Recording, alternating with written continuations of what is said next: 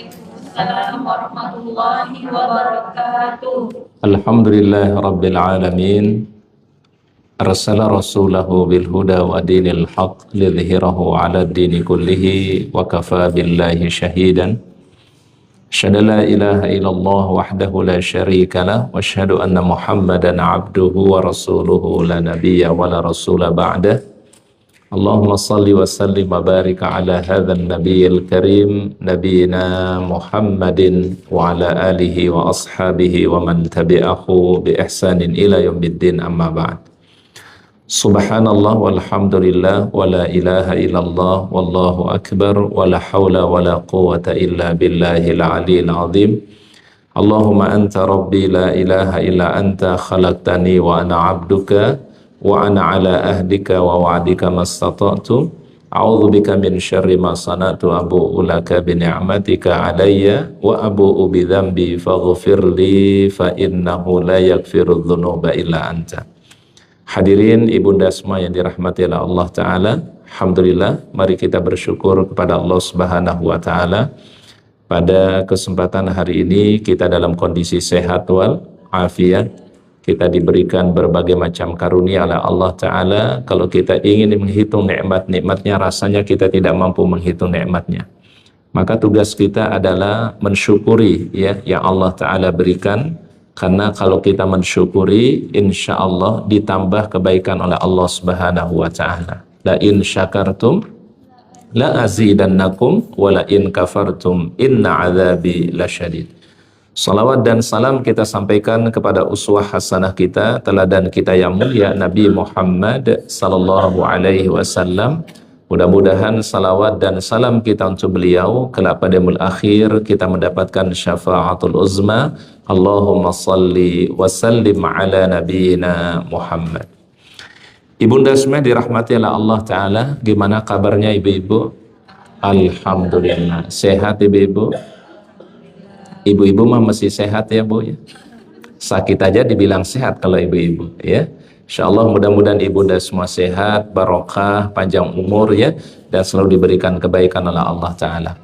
Insyaallah pada hari ini ibunda kita akan melanjutkan bahasan kita dari 40 karakteristik golongan yang dicintai oleh Allah.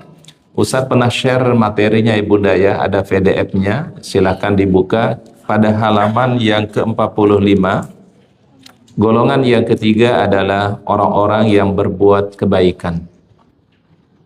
Bunda silahkan dibuka pada PDF-nya, ada PDF Ustadz share ya. Halaman 45. Golongan yang ketiga yang dicintai oleh Allah Subhanahu wa Ta'ala adalah orang-orang yang berbuat kebaikan. Kebaikan itu dalam bahasa Arab namanya ihsan ya.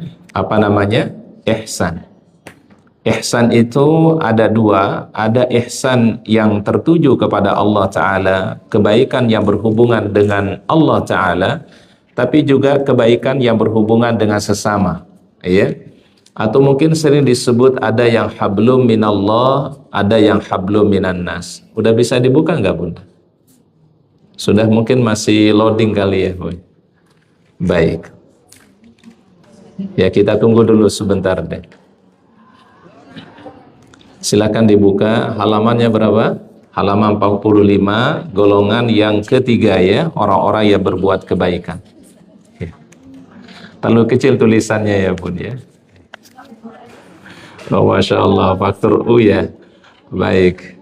Bisa kebaca nggak ya Bunda? Bisa. Ya kalau enggak ibunda di zoom sedikit, ditarik gitu Bunda biar agak besar tulisannya ya. Sudah ya? Baik. Ibunda udah bisa dibuka? Baik. Dalil yang pertama adalah firman Allah Subhanahu wa Ta'ala dalam surat Al-Baqarah ayat 195 ya. Surat apa? Al-Baqarah ayat 195. Allah Ta'ala firmankan wa anfiqu fi sabilillahi wa la tulqu bi aydikum ila tahluka wa ahsinu innallaha yuhibbul muhsinin. Di sini Allah Ta'ala perintahkan dan belanjakanlah harta bendamu di jalan Allah. Artinya adalah infakkan harta di jalan Allah dalam kebaikan. Ada juga kebaikan yang mungkin sifatnya jariyah, ibunda ya. Ada pembangunan masjid, pembangunan musalla, ya, pembangunan madrasah, pembangunan rumah Quran misalnya. Itu adalah amal jariyah yang tidak akan pernah terputus, ya. Infakkanlah hartamu di jalan Allah. Kemudian wala tulqu biaidikum ila tahluka, dan jangan menjatuhkan dirimu ya sendiri di dalam kehancuran dan kebinasaan. Jadi Allah Ta'ala melarang ibu-ibu, apapun yang bisa membawa bahaya untuk diri sendiri dilarang dalam agama oleh Allah.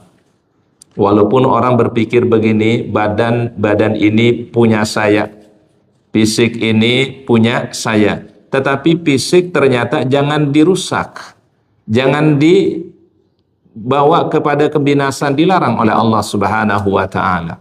Ya, maka kalau kita diberikan sesuatu, bagusnya diapain, Bun? Dijaga, dirawat, ya. Dikasih fisik, dijaga, dirawat, ya. Tapi kalau kita kemudian fisik itu kita rusak, tubuh ini kita rusak, maka dilarang oleh Allah Subhanahu wa Ta'ala, wala tulqu biaidikum ila tahluka. Jangan membawa dirimu kepada apa? Kepada apa? Kehancuran. Apa kira-kira contohnya ibunda, ya? Bun membawa diri ini kepada kebinasan, apa contohnya, Bun? Badan bagus ditatuin, ya, betul nggak? Orang kalau ditatuin kan ibu-ibu, dia masangnya sakit, mau dihilangkan juga apa? Sakit. Ya, mahal pula ibu-ibu, berbayar lagi ibu-ibu, nggak gratis, ya. Ada lagi orang itu ibunda, mohon maaf ya, ada yang bibirnya dikasih apa namanya? Dikasih besi, ditindik. Wala tulqu biaidikum ila tahluka. Ada yang antinya di sini nih, Bu. Kalau satu sih masih mending, Bun. Ini 5 di sini, Bun. Pakai besi. Wala tulqu biaidikum ila tahluka. Jangan membawa diri ini kepada apa? Kehancuran. Jadi prinsipnya Islam begini, Bunda. Apa saja yang membawa bahaya untuk diri sendiri itu dilarang oleh Islam. Apapun, Bu. Makanan kalau membahayakan untuk kesehatan kita dilarang oleh syariat. Sesuatu yang dikonsumsi berbahaya untuk diri kita dilarang oleh syariat. Wala tulqu biaidikum ila tahluka. Jangan membawa diri kepada apa? Kepada kehancuran, kebinasaan. Ibaratnya begini, Bun. Tanda orang mensyukuri fisik itu apa? Ya dia rawat, dia jaga dengan baik, ya. Tapi ketika dia rusak fisiknya, dia hancurkan fisiknya, maka itu sama artinya apa? Merusak apa yang telah diberikan oleh Allah Subhanahu wa Ta'ala. Wa ahsinu, firman Allah, dan berbuat kebaikanlah kalian. Jadi Allah Ta'ala perintahkan berbuat apa? Berbuat baik. Innallaha yuhibbul muhsinin. Sesungguhnya Allah mencintai orang-orang yang berbuat kebaikan. Ibunda, orang bisa selamat mungkin bukan karena hal yang besar, ya. Orang bisa selamat karena urusan yang apa? Kecil. Maka Rasul mengingatkan kita dalam hadis yang lain, jangan meremehkan kebaikan sekecil apapun. Diceritakan dalam hadis sahih oleh Nabi SAW, dulu ada wanita itu ibunda, ya, kehausan, ya. Kemudian dia melewati satu sumur, dia turun ke bawah sumur, lalu dia meminum dari sumur tersebut. Setelah dia naik ke atas sumur, dia mendapatkan ada seekor binatang yang kehausan. Ya, hampir-hampir kata Rasul binatang itu akan mati. Apa yang dia lakukan wanita ini? Rasul katakan dia turun ke sumur, dia isi sepatunya dengan air, lalu dia naik ke atas sumur dan memberikan minum kepada seekor binatang tadi. Apa pahala yang Allah Ta'ala berikan ibunda? Ada 2. Pertama, syakarallahu laha, Allah berterima kasih kepada wanita tadi, Bu. Allah Ta'ala berterima kasih kepada apa? Kepada kebaikan wanita tadi. Tidak hanya Allah Ta'ala berterima kasih, ghafarallahu laha, Allah ampuni dosa dan kesalahan wanita tersebut. Bahkan satu riwayat mengatakan wanita itu dimasukkan di dalam al-jannahnya Allah Subhanahu wa Ta'ala. Ya. Apa yang kita ambil pembelajaran di sini, Bunda? Orang selamat ternyata bukan karena hal yang besar. Bisa jadi karena hal yang apa? Kecil, yang sederhana. Oleh karenanya ibunda, tugas ibunda apa? Tugas kita ini berbuat baik saja. Ya, dan tidak usah kita memikirkan balasan manusia. Semua kebaikan pasti akan dibalas oleh Allah Subhanahu wa taala. Karena yang kita harapkan bukan balasannya manusia, tapi adalah balasan yang terbaik dari Allah. Mungkin tidak datang dari orang yang kita berbuat baik kepadanya, mungkin datang dari sisi yang lain, Bu. Ya, baik, ini yang Allah Ta'ala perintahkan, wa ahsinu, dan berbuat baiklah kalian. Dan Allah sangat mencintai orang-orang yang berbuat apa? Kebaikan. Baik, ayat yang berikutnya dibuka surat Ali Imran ayat 133 sampai 134, ya. Allah Subhanahu wa taala firmankan, wasari'u ila maghfiratin min rabbikum wa jannatin 'arduhas samawati wal ardu 'iddat lil muttaqin alladzina yunfikuna fis sarra'i wad dharra'i wal kadhibina al ghaidha wal 'afina 'anil nas wallahu yuhibbul muhsinin. Surah apa tadi, Bunda? Ali Imran 133 dan 134. Wasari'u, tolong diperhatikan ayatnya Ibunda. Wasari'u itu artinya dan bersegeralah engkau semua. Kenapa Allah Ta'ala meminta kita bersegera, Ibunda? Bun, apa hikmahnya kenapa Allah Ta'ala meminta kita wasari'u dan bersegeralah?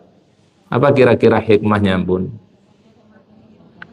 Mungkin bisa datang kepada manusia kematian sehingga dia tidak mampu lakukan kebaikan tadi.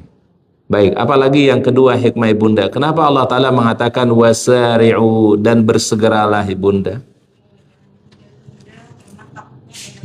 Bisa jadi Ibunda terhalang dia melakukan kebaikan, mungkin karena godaan sehingga dia tidak lakukan kebaikan tadi.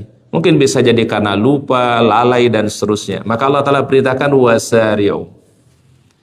Ketiga hikmahnya Ibunda, jangan menunda-nunda kebaikan. Nah, kalau Allah Ta'ala suruh kita apa? Wasari'u. Sari'u itu apa ya, Bunda? Bersegeralah.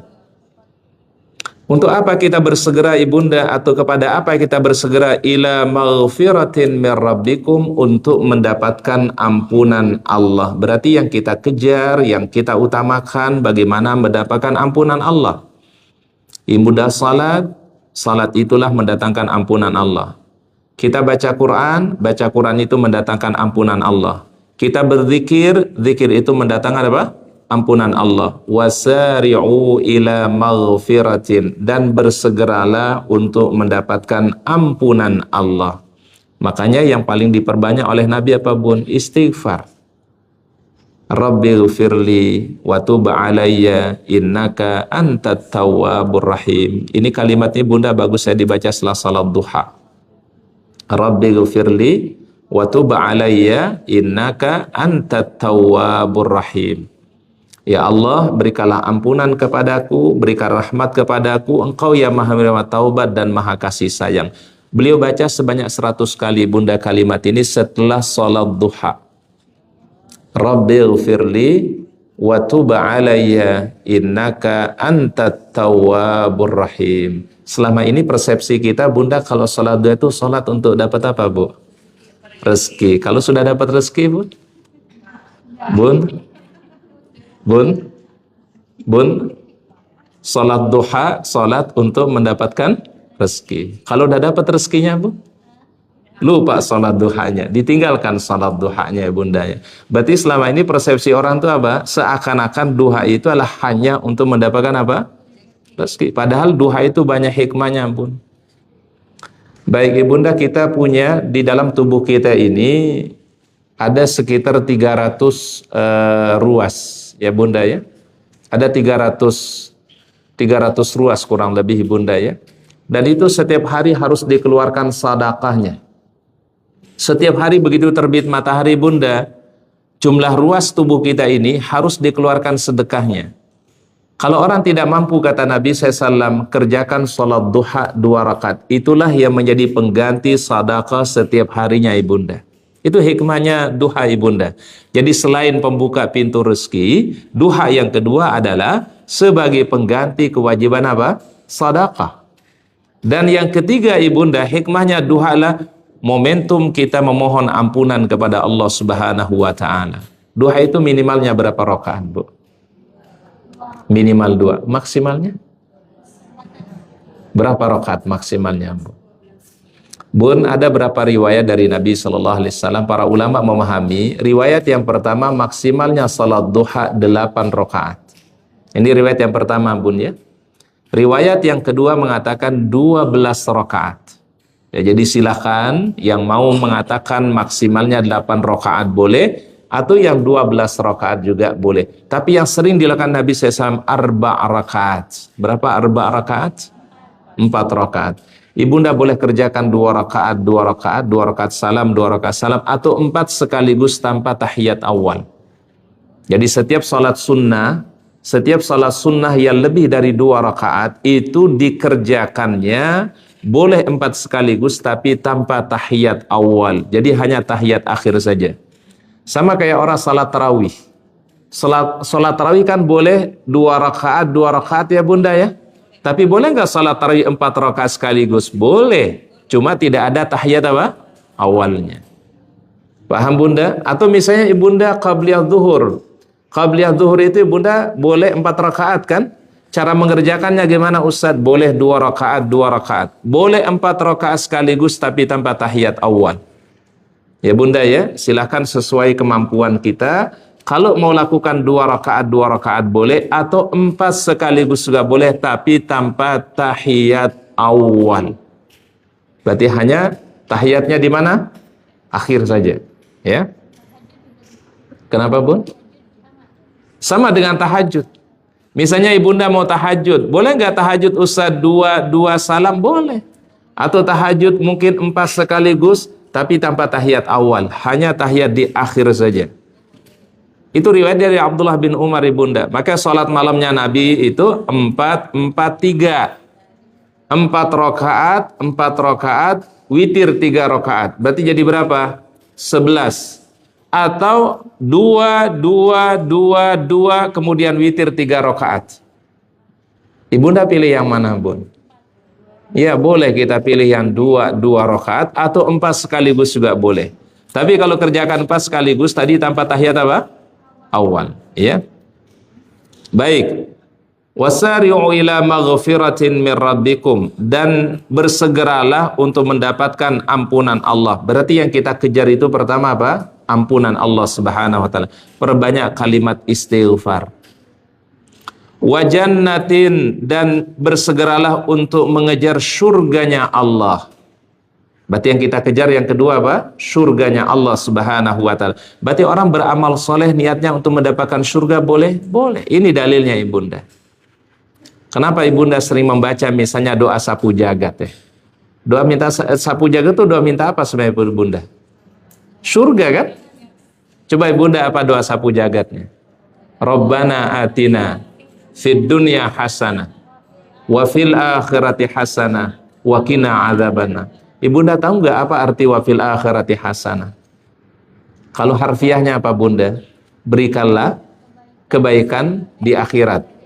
Ustadz mau tanya, ya Ibunda masukkan kebaikan akhirat itu apa Bu? Bun, apa yang Ibunda minta itu? Wafil akhirati hasanah. Kebaikan akhirat itu apa Ibunda? Masuk surga Bu. Jadi orang kalau berdoa meminta surga boleh nggak? Boleh. Orang itu disunnahkan Nabi Shallallahu Alaihi Wasallam. Bahkan Ibunda kalau tawaf di Ka'bah Baitullah, kan Ka'bah itu Ibunda mengelilingi Baitullah, ya, berawal dari Hajar Aswad dan berakhir nanti dia mana? Hajar Aswad. Jadi misalnya kalau Hajar Aswadnya sebelah sini Bunda, itu kan 4 sisi Ka'bah itu Bunda ya. Di sini namanya Hajar Aswad. Di sini namanya rukun Iraqi, arahnya Irak. Di sini rukun Syami, di sini rukun Yamani namanya Bun. Star orang tahu itu ada di sebelah situ Bunda. Nanti di sebelah kanan itu ada lampu hijau. Kemudian kita angkat tangan kita Bismillahi Allahu Akbar. Itu menandakan memulai tawaf. Jadi angkat tangannya, ucapkan apa? Bismillahi Allahu Akbar. Kan orang jalan kemudian ya tawaf. Ingat tawaf itu Bunda melawan arah jarum jam. Kalau jarum jam kan dari 12 Bunda ya. 1, 2, 3, 4, 5, 6, 7, 8, 9, 10, 11, 12. Tapi kalau tawaf melawan arah jarum jam, berarti terhitung dari 12 Bunda. 11, 10, 9, 7, 6, 5, 5, 4, 3, 2, 1, 12. Jadi begini Bunda. Orang tua itu begini, bukan begini ya. Jadi posisi Ka'bah ada di sebelah mana kita? Sebelah kiri kita. Jadi mulai startnya nanti dari Hajar Aswad, kemudian kita akan berakhir nanti di Hajar Aswad. Dari Hajar Aswad ini Bunda, sampai Rukun Yamani itu boleh berzikir, boleh berdoa, boleh istighfar, boleh selawat, boleh baca Quran, bebas ya Bunda ya. Tapi di Rukun Yamani sampai Hajar Aswad doanya cuma satu saja. Apa doanya?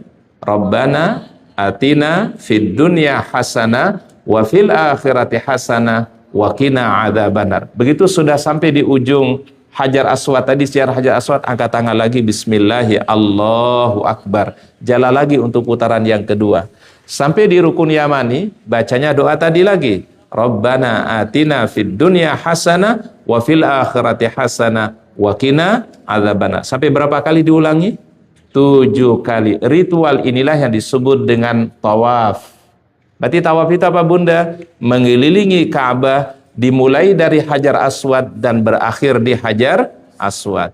Jadi ibunda ketika mengatakan Rabbana atina fid dunya hasanah wa fil akhirati hasanah, ya Allah berikanlah kebaikan di akhirat. Apa kebaikan akhirat ibunda? Salah satu permintaannya adalah dukhulul jannah, ya Allah masukkanlah kami di dalam surgamu. Berarti orang beramal soleh untuk mendapatkan surga boleh Bun? Boleh. Orang melakukan kebaikan untuk mendapatkan kebaikan nanti di akhirat berupa surganya Allah boleh? Boleh. Itu yang diminta oleh baginda Nabi Sallallahu Alaihi Wasallam. Jadi berarti kalau orang minta surga berarti bukan berarti ini orang ini nggak ikhlas beramal, enggak. Justru Rasul meminta kita beramal soleh untuk masuk apa? Surganya. Baik, ini dalilnya nih. Wasari'u ila maghfiratin min rabbikum wa jannatin. Jannah itu apa artinya? Surga. Kalau jinnah artinya? Jinnah apa artinya? Enggak, jinnah pakai kasrah, jinnah, minal jinnati wan nas. Jinnah apa artinya? Bangsa itu. Kalau Ustadz ganti jimnya jadi dhamma, junnah. Junnah itu apa artinya? Junnah. Perisai atau pelindung. Makanya bahasa itu jangan sampai salah membacanya, Bun. Kalau jannah, surga. Maka ada ibu namanya Nur Jannah. Jangan Nur Jinnah ya. Oh, Nur Jinnah namanya Bu. Ya, Jannah. Apa Jannah? Surga. Kalau Ustadz harokatkan kasrah jimnya, jinnah. Apa artinya? Bangsa jin. Kalau Ustadz harokatkan jimnya menjadi dhamma, junnah. Apa artinya junnah? Perisai, pelindung. Ya. Apa? Wajina ada nama orang itu? Oh, ini jangan-jangan mungkin dulu dekat sama jin itu. Jinnah artinya bangsa jin, Bun. Jannah surga, junnah pelindung, ya. Baik. Tadi yang kita disuruh kejar oleh Allah Ta'ala apa? Kejarlah ampunannya dan kejarlah apa? Surganya. Bersegeralah untuk mendapatkan ampunan Allah, bersegera untuk mendapatkan apa? Surganya Allah Subhanahu wa Ta'ala. Dan ingat ibunda, orang masuk surga bukan semata-mata karena amalnya, tapi karena ridha dan rahmat Allah. Seperti kayak tadi, ada orang masuk surga hanya gara-gara memberikan minum seekor binatang, kemudian dia masuk surga karena hanya dia berbuat kebaikan seperti itu. Ada orang masuk surga kata Nabi karena menyingkirkan duri yang bisa mengganggu orang lain. Bayangkan karena menyingkirkan yang membahayakan, itu orang mendapatkan al-jannahnya Allah Ta'ala. Allah Ta'ala punya rahasia ibunda, dengan sebab apa orang masuk surga. Jadi kita sudah beramal itu harapannya cuma satu ibunda, mudah-mudahan Allah Ta'ala terima amal kita dan Allah Ta'ala berkenan menjadikan amal yang terbaik di sisinya. Ya Bu ya, karena kita tidak tahu ya amal yang manakah yang Allah Ta'ala menjadikan kita diridhai dan kita dimasukkan surganya, wallah. Mungkin bisa dengan salat kita, mungkin dengan bisa baca Quran kita, zikir kita, sedekah kita, berbuat baik kita kepada orang lain. Kita tidak tahu ibu-ibu ya. Baik. Arduhas samawati wal ar, luasnya surga itu lebih luas dibandingkan langit dan bumi. Uiddat lil muttaqin, Allah Ta'ala siapkan bagi orang-orang yang bertakwa. Jadi surga berarti sudah disiapkan oleh Allah. Bun, kalau sudah disiapkan tuh berarti surga itu udah ada belum? Udah ada. Kan kalimatnya, tolong diperhatikan kalimatnya. Uiddat lil muttaqin. Makanya ada hadis Ibunda, setiap hari Senin, hari Kamis itu pintu-pintu surga dibuka oleh Allah. Makanya kenapa ada sunnah melakukan puasa di hari Senin, melakukan sunnah di hari Kamis. Salah satu asbabnya Bunda, hari Senin, hari Kamis adalah saatnya dibukanya pintu surga oleh Allah Ta'ala. Hari Senin, hari Kamis juga Allah Ta'ala membuka pintu-pintu langitnya. Ya, makanya kenapa ada hikmah berpuasa pada hari Senin, hikmah berpuasa pada hari apa? Hari Kamis. Wabil khusus hari Senin lagi Bunda, ketika Rasul ditanya, ya Rasul kenapa Anda berpuasa hari Senin? Dzalika yauma wulidtu. Itulah hari kelahiranku, kata Nabi.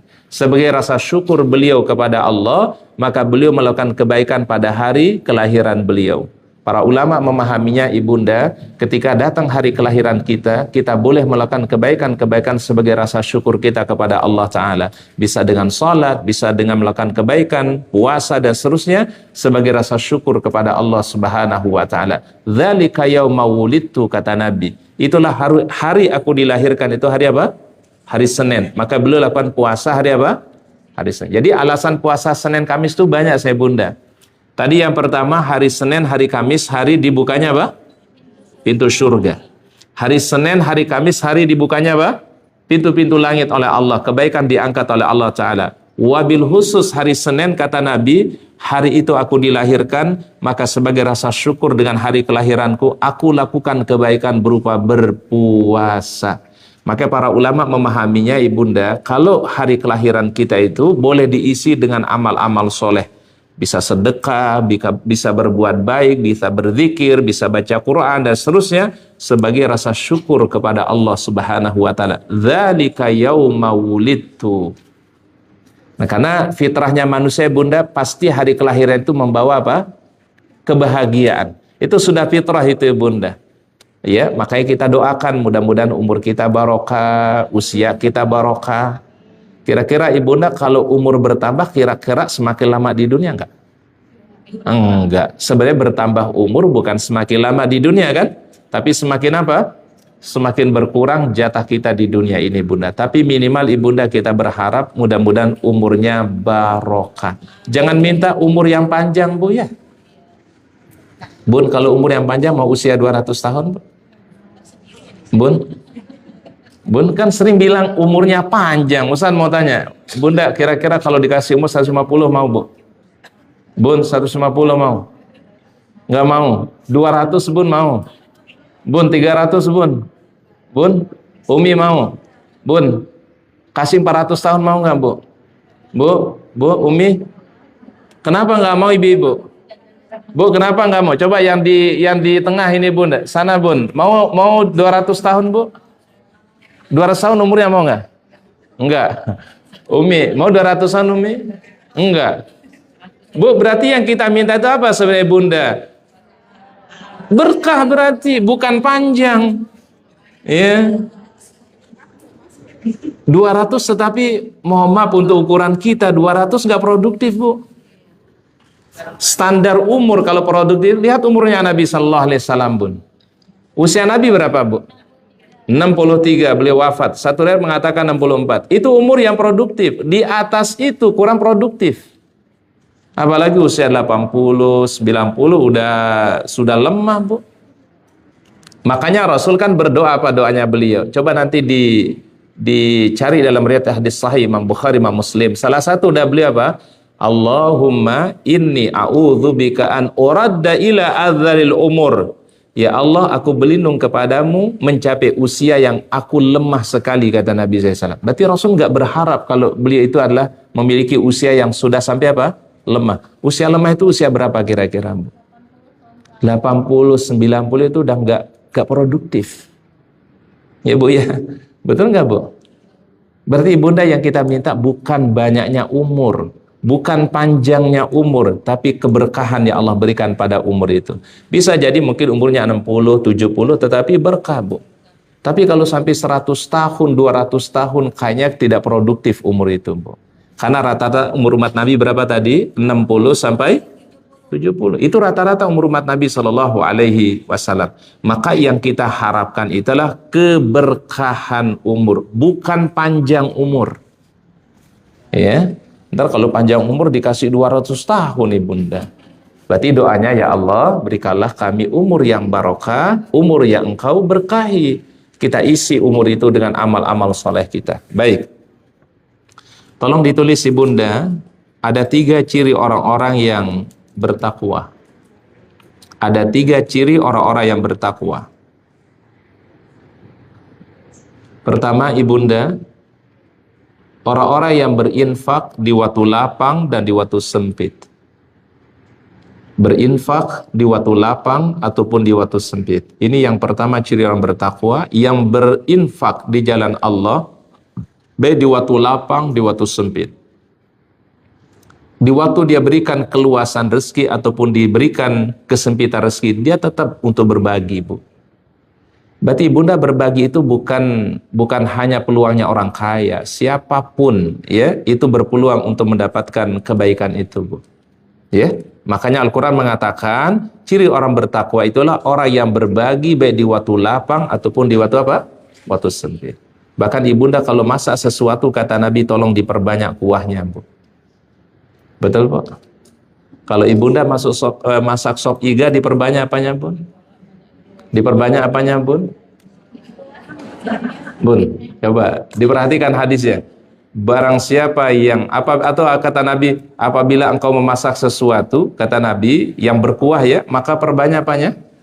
Kuahnya. Benar kuahnya, Bun? Kira-kira maksudnya Nabi apa, Bu?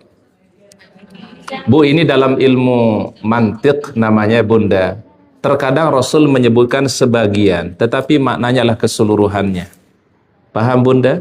Kalau Rasul menyebutkan apabila engkau memasak sop atau yang berkuah, kata Nabi SAW, maka perbanyaklah apa? Kuahnya. Yang dimaksudkan oleh Nabi bukan kuahnya saja, ibunda, apa saja yang terkait dengan hal itu, ibunda. Ya, ntar kalau kuah doang kebanyakan kuah, nanti gak ada isinya, gak ada dagingnya. Ya, baik. Ibunda kalau masak rendang kira-kira diperbanyak apanya, Bu? Santannya? Hah? Santan dan apanya, Bu? Ya, dagingnya, kacang merahnya, kentangnya, dan seterusnya. Baik, ibunda kalau masak pempek apa yang diperbanyak, Bun? Bu, kalau masak pempek diperbanyak apanya, Bu? Cukonya doang, ya Allah. Dikasih cukonya doang, tetangga nggak dikasih pempeknya. Baik, ini dalam ilmu mantik namanya, Bunda, dzikrul ba'di wa iradatil qul. Di Al-Quran banyak kalimat seperti itu, Bunda. Contoh, warka'u ma'ar raki'in. Rukulah engkau bersama orang-orang yang ruku. Kira-kira perintah Allah Ta'ala cuma ruku saja? Enggak. Maknanya apa? Salat. Warka'u ma'ar raki'in. Rukulah engkau bersama orang-orang yang ruku. Berarti ruku itu apa? Bagian daripada salat. Berarti perintahnya apa? Salatlah engkau bersama orang-orang yang salat. Cuma yang disebutkan apa? Cuma rukunya saja. Kan ini menyebutkan sebagian, tapi yang dimasukkan apa? Keseluruhannya. Contoh yang lain misalnya, alam nashrah laka sadrak. Bukankah kami yang melapangkan dadamu, wahai Rasulullah? Bukan hanya dada dilapangkan, tapi juga adalah seluruh bagian daripada manusia itu dilapangkan oleh Allah Ta'ala. Alam nashrah laka sadrak. Ini namanya dzikrul ba'd wa iradatil kul, menyebutkan sebagian tetapi yang dimaknai apa? Keseluruhannya. Baik. Pertama tadi, Bunda, ciri orang bertakwa itu apa? Orang-orang yang berinfak baik di waktu lapang atau bulan sempit. Berarti, Bunda, bersedekah itu tidak perlu tunggu dalam keadaan kaya. Kapanpun kita berbagi sesuai kemampuan yang kita miliki. Ya, jadikan kebiasaan itu, Bunda, berbagi, memberi itu jadikan kebiasaan, Bunda. Karena kenapa? Kebiasaan yang baik ini adalah menjadi salah satu ciri daripada orang-orang bertakwa. Ibunda ada kelebihan masakan, kalau masak sesuatu Ibunda bisa berbagi, Ibunda. Apalagi kalau hari Senin, hari Kamis, Ibunda ada temannya yang biasa berpuasa sunnah, bisa kita berbagi itu, Ibu. Ibunda dapat pahala puasa sunnah kan? Walaupun tidak berpuasa, tapi karena mengirimkan makanan untuk orang yang berpuasa, dapat nggak pahalanya? Dapat. Ibunda nanti kalau umrah di bulan Ramadan di Mekah, Madinah itu Masya Allah, Ibunda ya, orang itu mencari orang yang mau berbuka, Bu. Di situ digelar syufrah namanya, Bunda. Ujung dari sana sampai sana, Bu, syufrah namanya, Bun ya. Dan itu dikasih makanan tuh berbuka, Bu. Itu yang menjadi apa namanya, yang nyiapin makanan itu bunda. Itu dia cari orang supaya dia bisa duduk di sufrohnya itu bunda. Karena yang diyakin banyak orang, Bu. Bayangkan orang itu yang mengejar pahala, orang mencari kebaikan supaya bisa berbuka di tempat dia, Bu. Karena kenapa? Dia yakin bahwasannya ketika dia berbuka puasa, memberi makan bagi orang berpuasa, pahalanya seperti dia berpuasa tanpa dikurangi sedikit pun oleh Allah. Satu ketika pernah kami tanya orang yang nyepin makanan pas puasa itu, berapa lama dia lakukan? Ternyata udah generasi yang ketiga, Bun. Jadi dari kakeknya, kemudian kakeknya wafat, diteruskan oleh ayahnya, ayahnya wafat, dia sekarang meneruskannya, Bu. Dan itu sudah di booking tuh di Masjidil Haram, Masjid Nabawi. Jadi kalau ibunda mau buka syufra itu udah nggak ada kesempatan, Bu. Itu sudah di booking tuh, Bu. Jadi jangan dikira bunda yang gelar itu dia sudah booking tuh, bunda. Itu udah puluhan tahun nih, bunda. Paling ya ibunda bisa lakukan, kita bisa bawa pakai kresek, kita bagikan mungkin di jalan. Tapi kalau yang di Masjidil Haram, Masjid Nabawi itu sudah di booking tuh, bunda. Dan itu sudah ada orang yang apa namanya sudah permanen tuh, bunda, nggak bisa diganti sama yang lain, bun.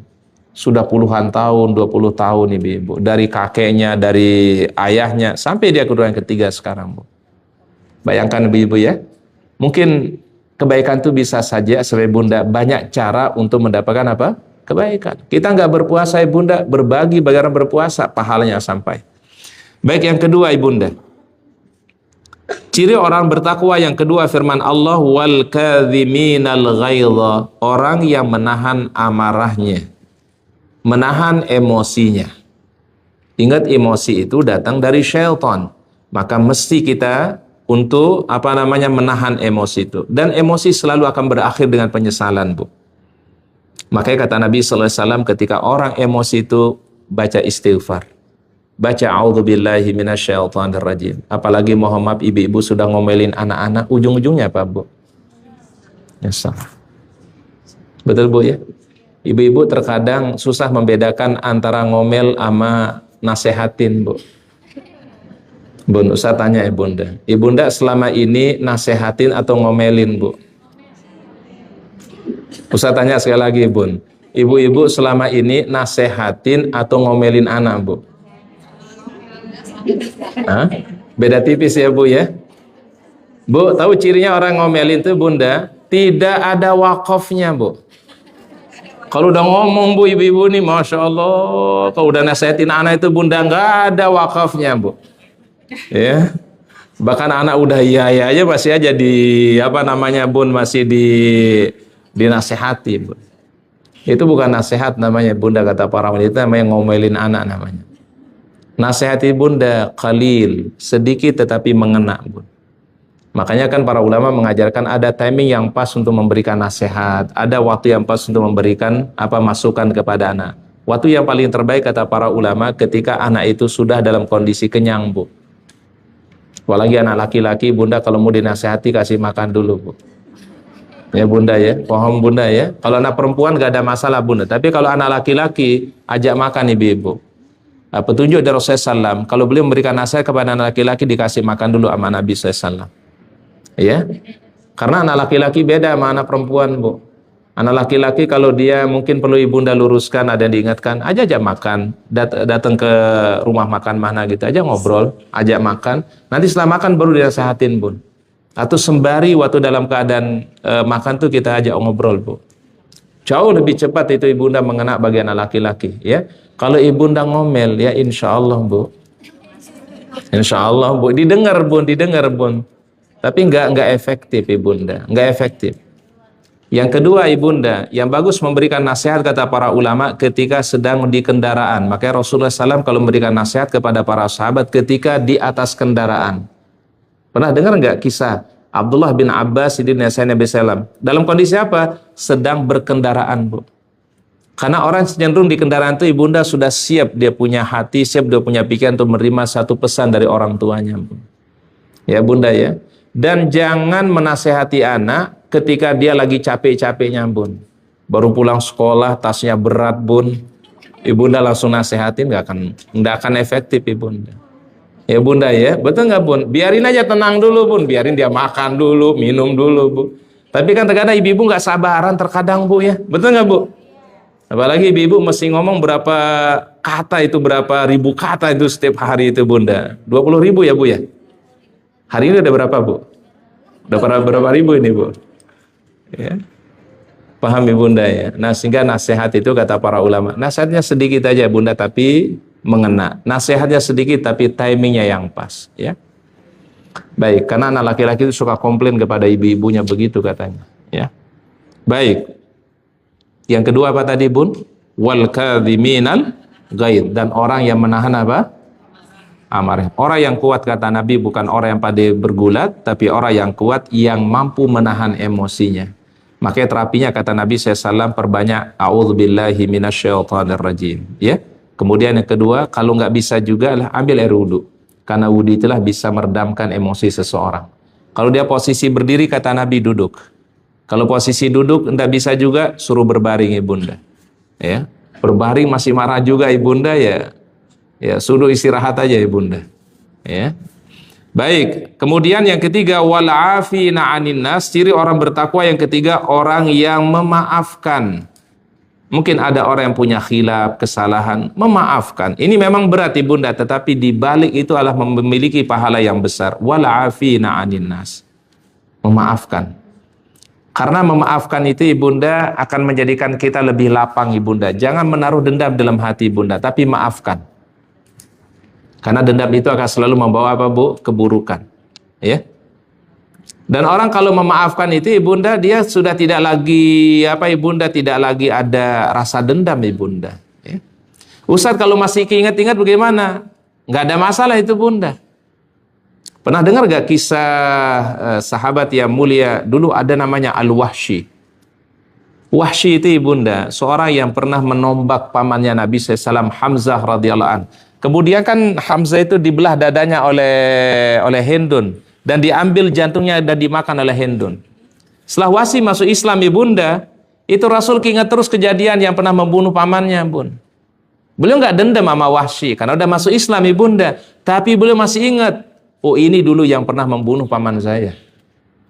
Makanya kata para ulama adalah orang yang memaafkan itu mungkin bisa saja masih ingat kepada kejadian yang pernah menyakitkan dirinya, ya. Tetapi tidak menaruh rasa dendam. Itu yang sebenarnya poinnya lah, jangan menaruh rasa apa? Rasa dendam. Tapi kalau terkadang kepintas keingat itu Ustaz gimana? Apakah itu termasuk kami sudah memaafkan? Insya Allah kata para sudah memaafkan. Yang penting tidak ada rasa apa? Rasa dendam, permusuhan kepada orang yang berbuat salah tadi bunda. Ya. Wallahu yuhibbul muhsinin. Allah mencintai orang-orang yang berbuat apa? Kebaikan. Baik, kita lanjutkan pada surah berikutnya Al-Maidah pada ayat yang ke-93. Silakan dibuka surat Al-Maidah ayat 93. Allah Ta'ala firmankan, ya. Silakan ibunda. Laisa 'alal ladzina amanu wa 'amilus solihati junahun fima ta'imu idza mattaqaw wa amanu wa 'amilus solihat. Thumma taqaw wa amanu thumma taqaw wa ahsanu wallahu yuhibbul muhsinin. Boleh dibantu terjemahannya bunda? Boleh dibacakan terjemahannya bu? Pakai mic bunda? Silakan. Iya.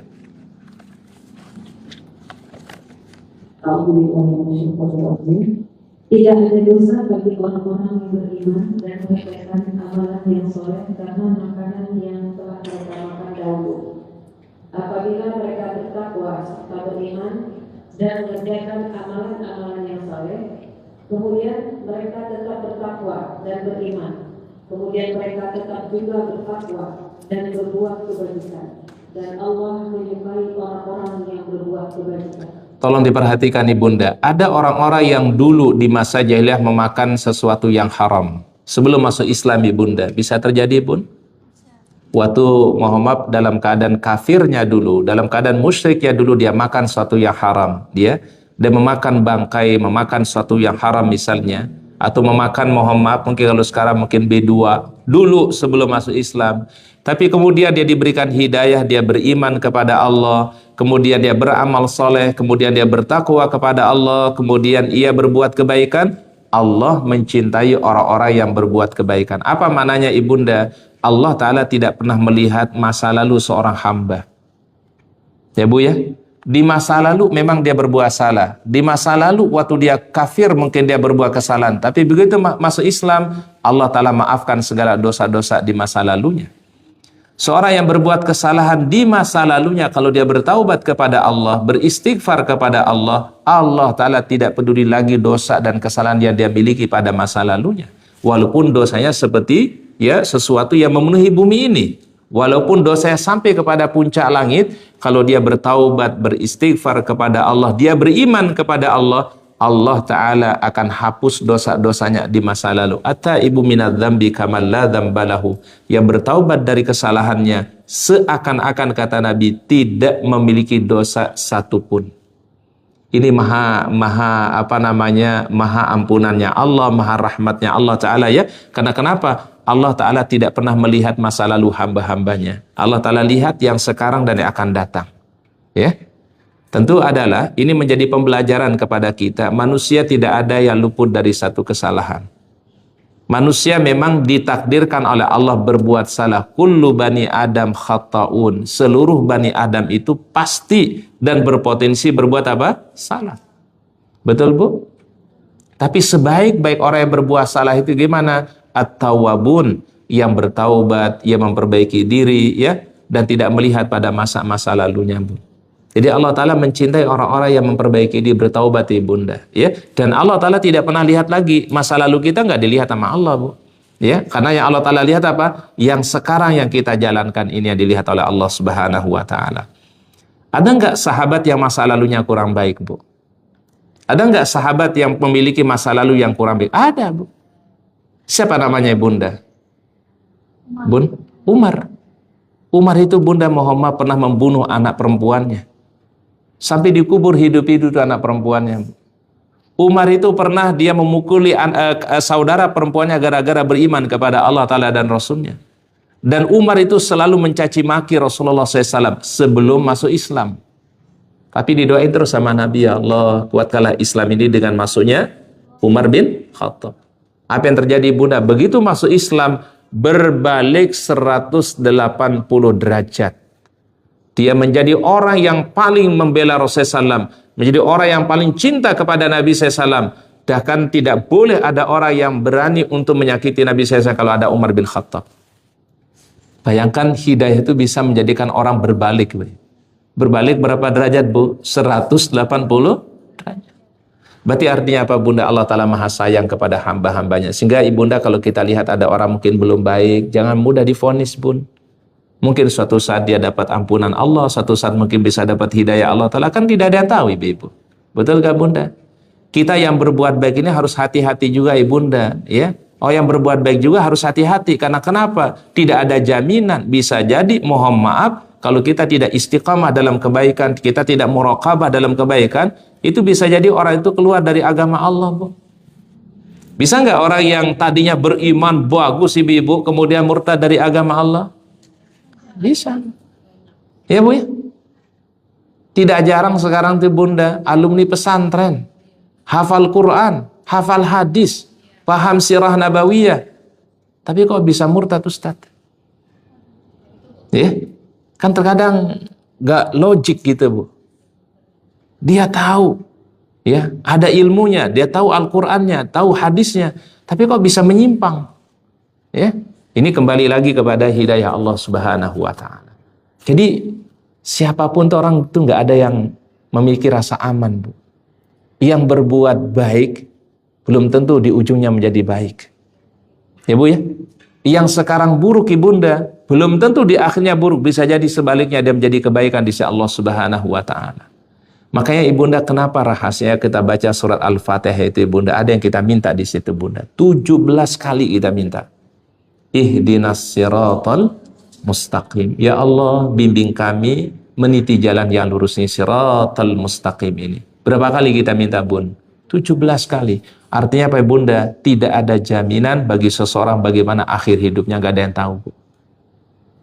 Pernah dengar namanya Bala'am bin Ba'ura Bun? Pernah dengar gak Bunda? Kisah Bala'am bin Ba'ura disebutkan dalam kisah sahih Bunda. Balaam ini hidup di zaman Nabi Musa alaihissalam. Ibunda kalau dengar Nabi Musa yang paling kita ingat biasanya Qarun ya Bu ya? Ya Bu ya? Sama siapa biasanya kalau zaman Nabi Musa? Fir'aun. Ternyata ada kisah lain Ibunda terjadi di zaman Nabi Musa. Namanya Bal'am bin Ba'ura. Ditulis namanya Bunda. Bal'am bin Ba'ura. Bal'am ini Bunda orang soleh. Bal'am bin Ba'ura namanya. Orang soleh, taat Ibunda. Dia itu Bunda kalau mengangkat kedua tangannya langsung diijabah sama Allah Bu. Tuh kalau hujan belum turun Bun, kalau dia berdoa kepada Allah, ngangkat tangannya saja, itu hujan langsung turun Bun.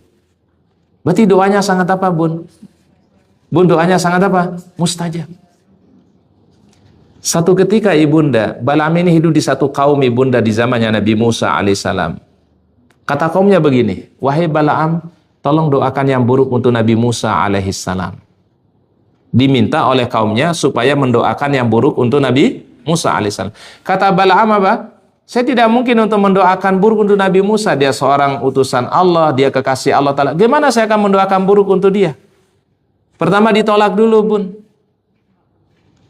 Kemudian yang kedua datang lagi kaumnya. Wahai Balaam, kalau engkau doakan yang buruk untuk Nabi Musa alaihissalam, kami akan memberikan jabatan yang Anda inginkan di tengah-tengah kami. Anda ingin menjadi pejabat, ingin menjadi tokoh, kami akan angkat Anda menjadi tokoh di antara kami. Sudah mulai datang apa Bun? Sudah ada mulai apa nih Bun? Ada rayuan Bun. Kedua, kata kaumnya, besoknya datang lagi. Kalau engkau siap mendoakan buruk untuk Nabi Musa alaihissalam, kami akan memberikan apa yang Anda inginkan. Anda ingin harta, kami berikan, kata kaumnya. Udah mulai deh Bal'am ini tergiur dengan tipu daya dari kaumnya. Akhirnya ujung-ujungnya Bal'am mendoakan buruk untuk Nabi Musa alaihissalam. Di dalam hadis itu diceritakan Bal'am itu biasanya kalau berdoanya lancar, fasih. Itu waktu doakan buruk untuk Nabi Musa alaihissalam, tiba-tiba lisannya jadi kaku, nggak bisa ngomong, terbata-bata ucapannya Bun. Tapi sudah terlanjur mendoakan yang buruk untuk Nabi Musa alaihissalam.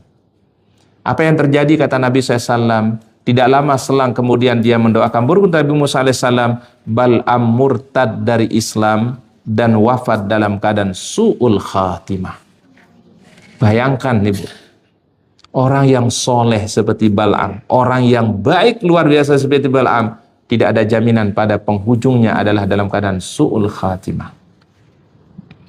Artinya Bunda apa yang kita ambil pembelajaran? Kita ini selalu minta memang hidayah Allah. Itu yang paling utama, supaya terus dibimbing hati kita, dibimbing langkah kita untuk selalu istiqomah di dalam apa? Kebaikan. Apalagi kan jiwa manusia mudah berubah nih Bu. Ya, apa doanya Bun? Allahumma ya muqallibal qulub, tsabbit qalbi ala dinika. Ini didawamkan dan dibaca setiap sujud Ibunda ya. Ustaz ulangi sekali lagi. Allahumma ya muqallibal qulub, tsabbit qalbi ala dinika. Ustaz ulangi sekali lagi. Allahumma ya muqallibal qulub, tsabbit qalbi ala dinika. Apa artinya? Ya Allah, Engkau yang maha membolak-balikkan hati, tetapkan hatiku di atas agamamu. Ini dibaca kapan bagus ya kata para ulama? Itu dibaca waktu dalam keadaan bersujud. Sedekat-dekat hamba di sisi Allah ketika dalam keadaan apa? Bersujud. Baik, kita masuk ayat berikutnya, surah berikutnya, surat 51 Adz-Dzariyat ayat 15 sampai ayat 19. Silahkan dibaca Bunda terjemahannya. Surat Adz-Dzariyat ayat 15 sampai ayat yang ke-19. Surat 51 Bun, Adz-Dzariyat.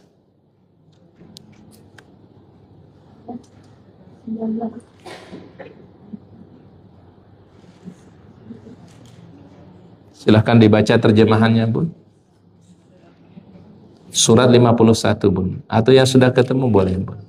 Iya. Iya, ayat yang ke-15 sampai 19 Bun. Iya. Sesungguhnya orang-orang yang bertakwa berada di dalam taman-taman surga dan mata air. Mereka mengambil apa yang diberikan Tuhan kepada mereka. Sesungguhnya mereka sebelum itu di dunia adalah orang-orang yang berbuat baik. Baik. Mereka sedikit sekali tidur pada waktu malam. Dan pada akhir malam mereka memohon ampunan kepada Allah. Kemudian, dan pada harta benda mereka ada hak orang miskin yang meminta dan orang miskin yang tidak meminta. baik, tolong diperhatikan ayatnya. Menurut para ulama tafsir Ibunda, ayat ini merupakan gambaran kebiasaan penghuni surga ketika mereka hidup di dunia. Satu lagi sekali lagi, ayat ini menurut para ulama tafsir gambaran tentang kebiasaan dan habit orang-orang beriman ketika hidup di dunia ini. Allah Ta'ala nyatakan, innal muttaqina fi jannatin wa uyun. Sesungguhnya orang-orang yang bertakwa itu berada nanti di taman-taman surga dan di mata air yang indah di surga. Salah satu mata air yang terkenal di surga namanya Salsabilah. Ya Bu ya? Bun, bayangkan kalau ada taman yang indah, kemudian ada sungai yang mengalir, airnya jernih, bersih, senang nggak Bu? Senang Bu ya? Ada taman, kemudian ada apa Bun? Ada sungai yang mengalir. Jadi sifat jannah itu memang adalah tidak lepas dari keindahan Ibunda. Taman yang begitu indah, mata air yang begitu indah, innal muttaqina fi jannatin wa uyun. Dan ingat Ibunda di surga itu, ya umur orang itu sama semua Bun, nggak ada yang tua Bu. Kira-kira usia berapa Bu penghuni surga itu Bunda? 30 sampai 40 Bu. Ya, usia berapa Bu? 30 sampai 40. Berarti nenek-nenek ada nggak di surga? Nggak ada ya. Ya Bu ya, nenek-nenek itu nggak ada, kakek-kakek nggak ada di surga Bu. Semua muda semua. Wa kawa'iba atraba. Ahli tafsir mengatakan kisaran usianya antara 30 sampai 40. Itu yang disebut dengan kawa'iba atraba. Nanti dilihat fotonya ya, yang waktu usia 30 gitu Bu ya.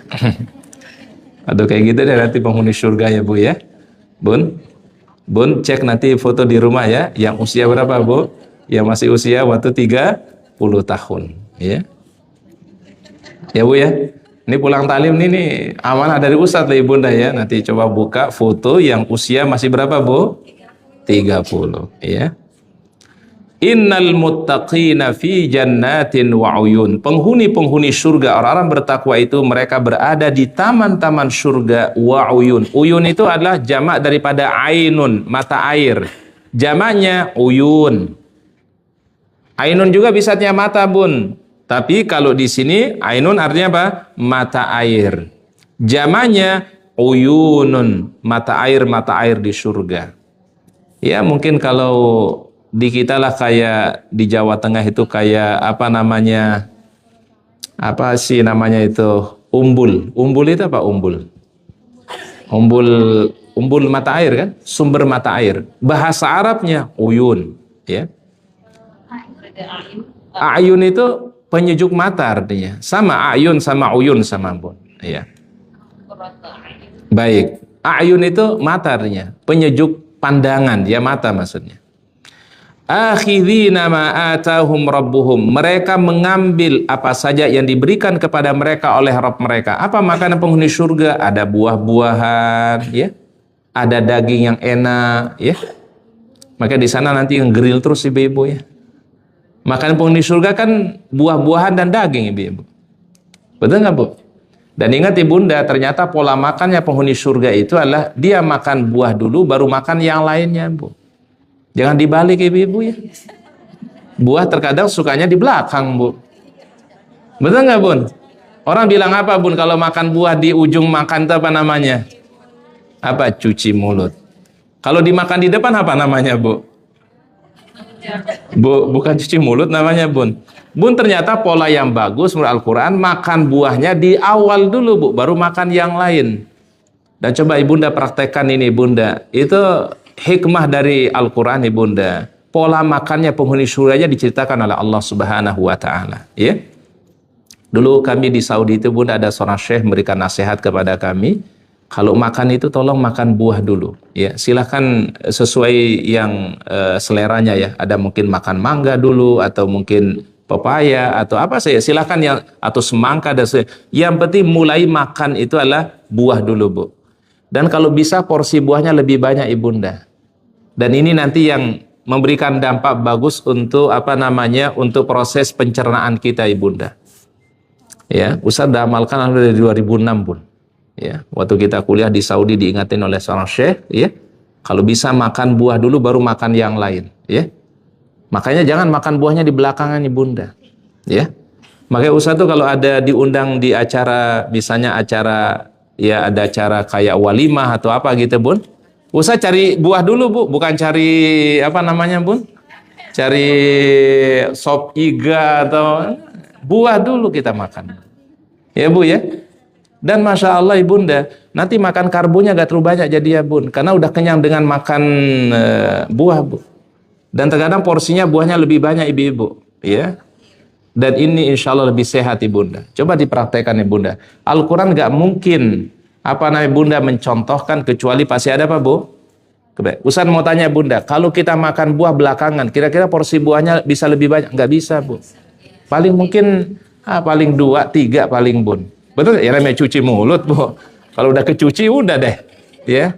Coba kalau buahnya agak banyak dulu, Bun. 1 piring aja makan buah dulu, Bun. Semangka atau pepaya. Itu nanti makan yang lain itu jadi sedikit, Bun. Banyakin lauknya, Bu. Dan itu insya Allah jauh lebih sehat, Ibunda, ya. Dan ini salah satu hikmahnya kata para ulama, jarang akan mengalami sakit kalau orang pola makannya seperti itu, Bun. Coba deh. Ya, Bu, ya. Coba deh. Insya Allah jarang nanti berurusan sama dokter, Bu. Dan ini suatu yang mujarab. Mujarab itu apa, Bunda? Udah dibuktiin, Bu. Ya, dari 2016. Berapa tahun sekarang, Bun? 2006. Sekarang berapa nih, Bun? 2002 berapa tahun tuh, Bu? Berapa, Bu? 19. Sudah dibuktikan, Bunda. Coba deh, insya Allah. Ya, jadi kalau makan buah, tolong Ibunda makan buahnya jangan belakangan, Ibu, ya. Jadi kalau Ibunda acara kondangan atau acara apa itu, yang dicari apa dulu, Bu? Cari dulu buah. Tapi kalau cari buah dulu nanti nggak kebagian itu, Bu. Apa namanya, makanan beratnya, Bu, ya. Ya. Tapi mungkin karena udah biasa, Bun. Itu karena udah biasa, usahakan nggak bisa makan kalau nggak makan buah dulu, Bu. Nggak bisa, nggak enak makan kalau nggak makan buah dulu, Bu. Ya, ini karena mungkin faktor Bu, pembiasaan ya, Bu, ya. Hatta mau maaf Ibunda kalau makan di misalnya di luar ya, itu pasti cari buah dulu, Bu, baru makan nasi. Nggak bisa makan kalau nggak makan buah dulu, Bu. Kayak Bu, kayak sudah terbiasa. Kalau nggak makan buah kayak kurang afdal, Bu, ya. Coba dibiasakan, Bunda. Karena Al-Quran mengatakan apa? Akhidhina ma atahum rabbuhum. Kami berikan kepada mereka nikmat yang mereka inginkan. Apa nikmat penghuni surga tadi? Buah-buahan dan daging. Yang disebut dulu apa, Bu? Buah dulu, bukan daging. Kalau daging duluan yang disebut oleh Allah, baru buah-buahan, berarti yang disuruh itu makan yang berat dulu, baru makan buah. Ternyata tidak. Yang Allah Ta'ala sebutkan dalam Al-Quran, makan buah dulu, kemudian apa, Bu? Baru makan daging. Berarti artinya, sebelum memakan yang lainnya, upayakan makan buah dulu. Dan Ustaz berpikir begini, tidak mungkin Al-Quran memberikan satu petunjuk, Rasul memberikan petunjuk, kecuali pasti ada apanya, Bun? Hikmahnya. Dan insya Allah Ibunda jarang nanti ngalamin sakit. Coba deh diamalin aja tuh, Bu. Dan itu mujarab, Ibunda. Mujarab insya Allah. Ya, jarang berurusan dengan apa, Bu? Dengan dokter. Ya, yang berurusan dengan rumah sakit, Bu. Karena yang ngasih petunjuk siapa? Al-Quran. Ya, insya Allah Bunda ya, pulang dari sini langsung makan buah, Bu, ya. Boleh langsung. Ya. Iya. Bahkan coba perhatikan sekarang orang-orang yang pakai diet itu rata-rata, Ibunda. Karena kalau dia nggak makan di malam hari, apa disuruhnya, Bunda? Makan buah, Bu. Coba, Bunda, nggak mungkin salah. Dan ternyata menu terbaik di surga itulah memang buah-buahan, Bu.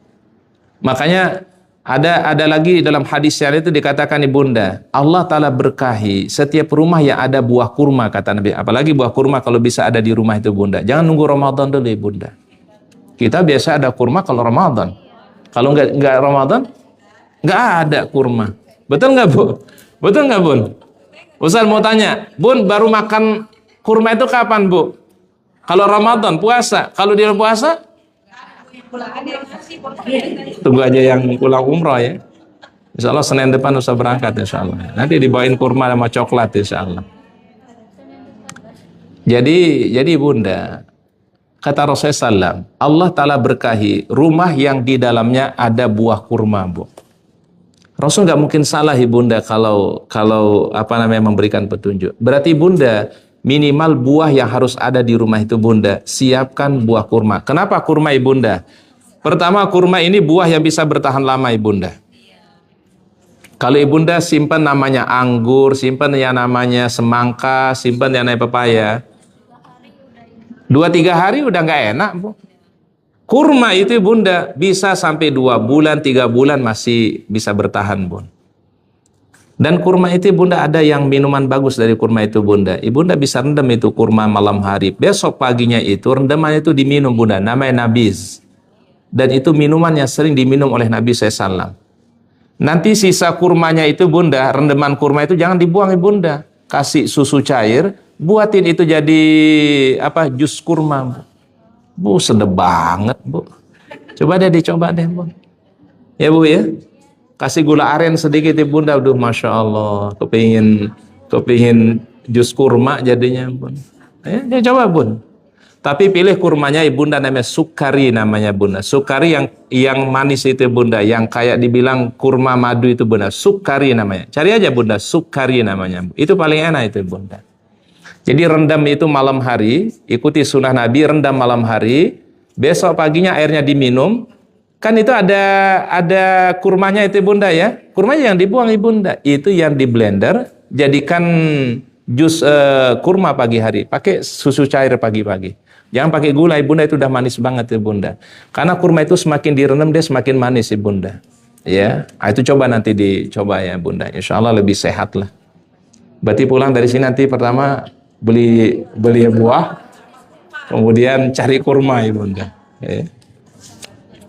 Baik, apa kebiasaan mereka firman Allah? Innahum kanu qabla dzalika muhsinin. Dulu waktu di dunia firman Allah, dulu penghuni surga itu mereka orang-orang yang selalu berbuat kebaikan. Mereka beramal soleh, berbuat kebaikan. Kemudian yang kedua, kanu qalilan minal laili ma yahja'un. Mereka luangkan waktu di malam hari untuk sholat tahajud. Sedikit tidur di malam hari, mananya mereka bangun sholat tahajud. Berarti penghuni surga itu kebiasaan mereka di dunia apa? Sholat malam, sholat tahajud. Itu kebiasaan yang kedua. Kebiasaan yang ketiga, wabil asharihum yastaghfirun. Di saat menjelang waktu subuh mereka memperbanyak istighfar kepada Allah Subhanahu wa taala. Ibunda sembari nunggu waktu subuh, tolong diperbanyak apa? Beristighfar. Yang keempat firman Allah, wa fi amwalihim haqqul lis-sa'ili wal mahrum. Kebiasaan mereka yaitu berimpak, bersedekah, berbagi. Apalagi ada namanya Jumat berkah bunda ya. Ibunda siapin makanan di hari Jumat, berbagi di masjid, taruh di masjid, nanti dimakan oleh orang-orang yang bun? Orang-orang yang pulang Jumatan, insya Allah berkah untuk ibunda semua. Ya, itu pintu kebaikan, kebiasaan penghuni surga itu ada 4. Pertama, tadi apa? Mereka kebiasaan di dunia apa? Berbuat kebaikan. Yang kedua, mereka terbiasa melaksanakan salat apa? Tahajud. Yang ketiga, kebiasaan mereka apa? Selalu melakukan atau membaca istighfar di waktu apa? Sahar. Dan yang keempat adalah mereka berbagi dengan rezeki yang Allah Ta'ala berikan. Bisa berupa makanan, atau yang lainnya kita berbagi kepada orang lain, itu amal yang dicintai oleh Allah Subhanahu wa taala. Baik, berikutnya surat Al-Hajj ayat 37. Surat Al-Hajj ya. Silakan. Iya, ayat 37 ya.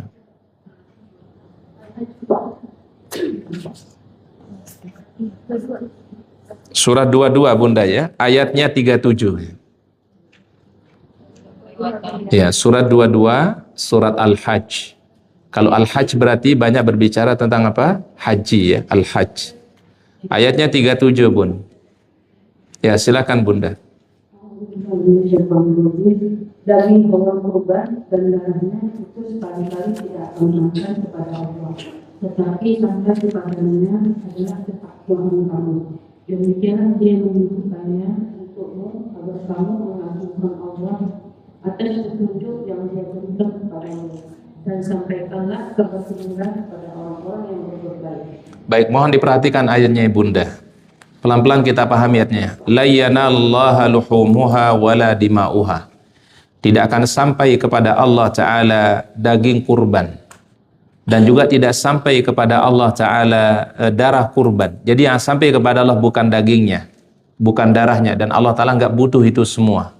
Ya, kita yang butuh kepada daging itu, Bun. Ya, ini daging kurban maksudnya, Bunda. Ya, walaki yanaluhu taqwa minkum, tapi yang sampai kepada Allah Ta'ala niat dia berkurban. Apa niatnya berkurban? Sebagai bentuk ibadah kepada Allah Ta'ala. Orang menyembelih itu kan niatnya karena Allah, Bun. Inna salati wa nusuki wa mahyaya wa mamati lillahi rabbil alamin. Dia berkurban apa niatnya? Sebagai rasa syukur kepada Allah Ta'ala diberikan nikmat 11 bulan sebelumnya. Allah Ta'ala minta berkurban pada tanggal 10 Dzul Hijjah.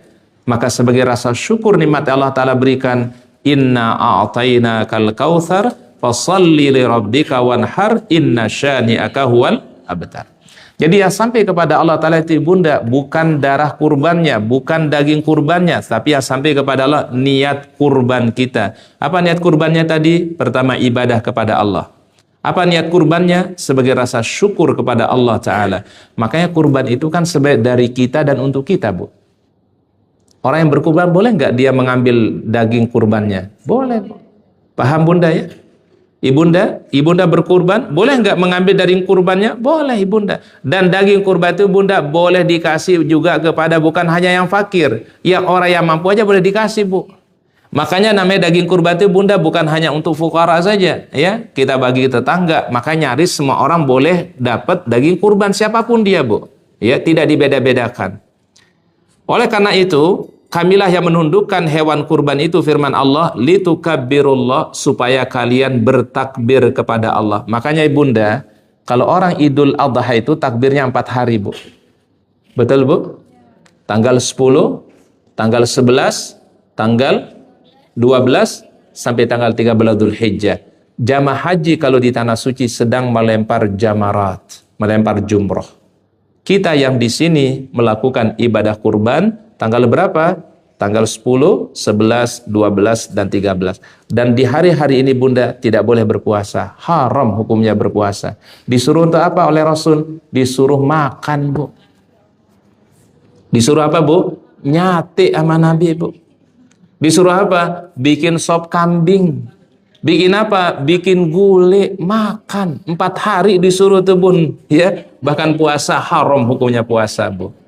Kalau udah bosen makan kambing, ya, sate, ganti. Besok digulai. Udah bosen digulai, dia apa dia tuh, Bu? Direndang. Udah bosen direndang, diapain lagi? Selama 4 hari itu, Bunda. 10, 11, 12, dan 13. Dan haram berpuasa. Nggak boleh berpuasa, ya. Baik, wallahu alam bisawab. Mungkin itu yang bisa kita kaji dulu, Bunda, ya, pada pertemuan hari ini. Semoga Allah Ta'ala berikan ilmu yang bermanfaat. Allah Ta'ala berikan kita barokahnya. Mungkin Ibunda ada waktu 5-10 menit mungkin sebelum kita akhiri. Kalau ada yang mau bertanya, kami beri kesempatan. Ya, silakan Ibunda kalau ada yang mau bertanya, Bun. Ya, silakan, Bun. Waalaikumsalam warahmatullahi wabarakatuh. Ayat surat Al-Maidah yang bunyinya apa, Bunda? Bacain terjemahannya, Bun. tidak berdosa bagi orang-orang yang beriman dan mengerjakan kebaikan. Bismillah. Apa yang mereka makan ya, ini tentang makan saja atau dosa-dosa mereka. Iya. Dan apakah setelah Allah memaafkan kesalahan mereka, apakah kita dosa-dosa kita yang lalu itu akan disisa dosa pada diri sama Allah? Baik. Baik, wallahu alam bisawab. Begini, Bunda, kalau dosa itu hubungannya dengan Allah, Allah Ta'ala itu ampuni dan Allah Ta'ala hapus. Tidak akan lagi, Bun, tidak akan lagi diperlihatkan oleh Allah. Tapi ada dosa yang mungkin Allah Ta'ala memaafkan, tetapi bisa saja mungkin diberikan hukuman juga kalau hubungannya hablum minan nas. Secara untuk Allah Ta'ala dimaafkan, tetapi sesama manusia itu harus diselesaikan dulu. Makanya ada orang namanya muflis, kan, Bun, ya? Siapa muflis kata Nabi? Orang yang bangkrut. Dia punya amal soleh banyak, sholat, puasa, baca Quran, dan seterusnya.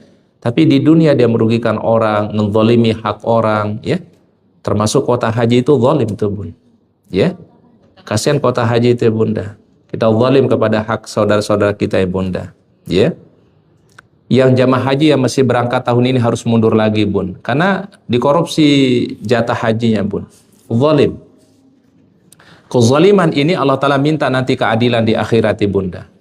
Makanya orang-orang yang pada hari kiamat banyak salatnya, puasanya, itu nanti akan diadili di hadapan Allah Ta'ala kepada orang yang dirugikan, Bun. Kalau sudah kebaikannya diambil, udah habis kebaikannya, kata Rasul, dosa orang yang terzalim itu dilimpahkan kepada orang yang berbuat zalim.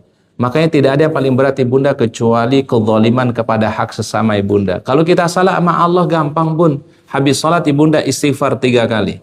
Habis salat tahajud, baca istighfar berapa kali. Allah Ta'ala maafkan. Tapi kalau kesalahan orang lain, zalim kepada hak orang lain, itu dosa adalah akan terus nanti dimintai pertanggungjawaban oleh Allah Subhanahu. Apalagi orang tuh nggak ridho.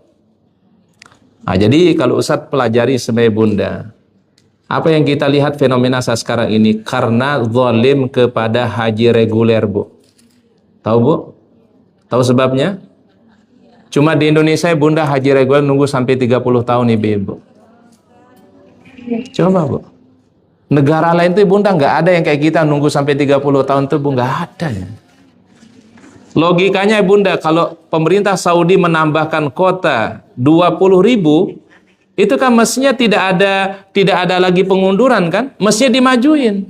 Yang terjadi sekarang malah semakin mundur. Berarti memang itu zalim kepada reguler, Bun. Nah, itulah zalim namanya itu, Bun. Siapapun yang zalim itu Allah Ta'ala tidak maafkan. Wabil khusus nanti di akhirat, Bu. Ya. Wallahu a'lam bissawab, ya. Baik, ada yang lain, silakan Ibunda. Ada yang lain, Bunda? Bu, kalau nggak ada yang bertanya, Ustadz bertanya nanti, Bun. Ya, ada yang mau bertanya, Bun? Kalau nggak, Ustadz tanyain. Nggak ada, Bun? Nggak ada ya, Bu, ya? Baik, wallahu a'lam bissawab. Mungkin itu yang bisa kita kaji, ya. Mohon doanya, insya Allah hari Senin depan kami berangkat safar, Ibunda, ya. Doain mudah-mudahan diberikan kelancaran, membimbing jemaah umrah, diberikan kemudahan oleh Allah Subhanahu wa Ta'ala, dan insya Allah, Ibunda, kami doakan nanti mudah-mudahan ibu-ibu juga diberikan kesempatan untuk berumrah, berhaji, insya Allah, ya. Dan insya Allah mudah-mudahan Allah Ta'ala jadikan sebagai amal terbaik kita, ya. Baik, dari kami itu saja kita akhiri doa kafaratul majelis. Subhanakallahumma bihamdika asyhadu an la ilaha illa anta astaghfiruka wa atubu ilaik. Afwan minkum. Assalamualaikum warahmatullahi wabarakatuh.